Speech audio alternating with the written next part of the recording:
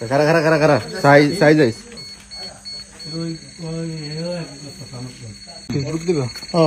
দর্শক দেখেন আপনারা, এটা হচ্ছে চাঁদপুর জেলা ফরিদগঞ্জ উপজেলা সাহেবগঞ্জ গ্রাম, নীলকুঠির পাদদেশে সাহেবগঞ্জ কুঠির বাজারের সংলগ্ন জনাব মোহাম্মদ আলী হোসেন সাহেবের বাড়ির সম্মুখে, যিনি একজন হেলথ বিশেষজ্ঞ ছিলেন, ডাক্তার ছিলেন, গ্রাম্য ডাক্তার যেটাকে বলে।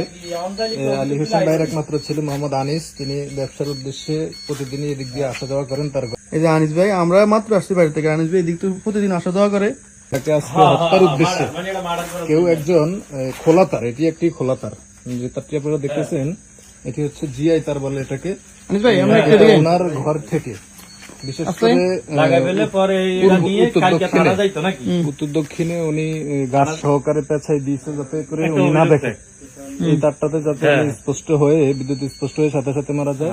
সংযোগটা নেওয়া হয়েছে ওনারই ঘরের যে বিদ্যুতের মিটার আছে, মিটারের আউটপুট যেটা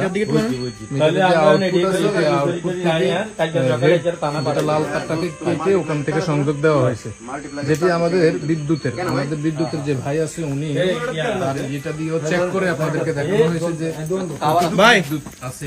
আমরা একটু কিছু বলেন। এই যে দেখেন,